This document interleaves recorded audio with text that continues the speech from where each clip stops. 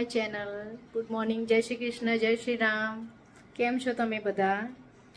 તો સવાર થઈ ગઈ છે, ચા નાસ્તો પણ પતી ગયો છે. ઢોસા જ બનાવી રહી છું હું. પાલકના ઢોસા બનાવી રહી છું. એકદમ હેલ્ધી પણ રહે અને કંઈક નવું પણ બની જાય એટલા માટે. તો એની તૈયારીઓ બધી થઈ ગઈ છે. એ ઉકળી રહ્યું છે. આ છે પાલક છે, સમારીને મૂકી છે. અને આ એક બેટર બનાવ્યું છે, સોજી અને ચોખાના લોટનું બનાવ્યું છે. ગરમ પાણી થઈ ગયું છે, બંધ કરી દીધું છે ગેસ અને પાલક નાખી દીધી છે. 5 મિનિટ પછી તરત લઈ લેવાની છે.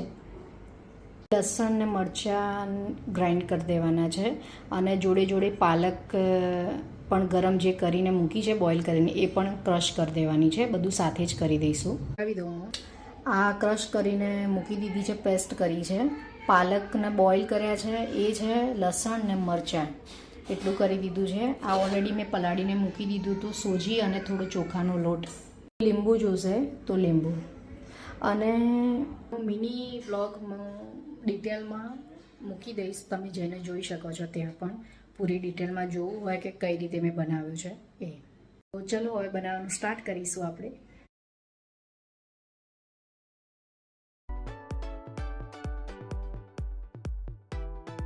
રેડી થઈ ગયું છે. હવે ડાયરેક્ટ હવે ઢોસા બનાવવાના ચાલુ કરી દઈશું. તો ચલો હવે ઢોસા બનાવીશું.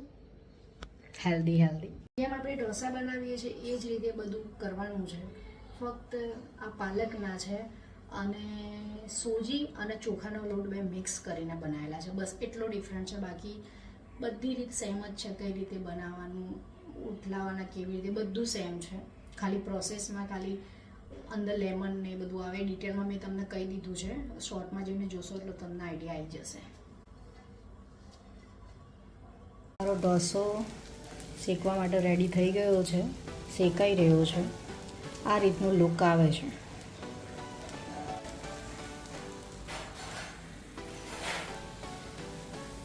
છે કુછ એસા પાછળથી આવું કંઈક લુક આવે છે.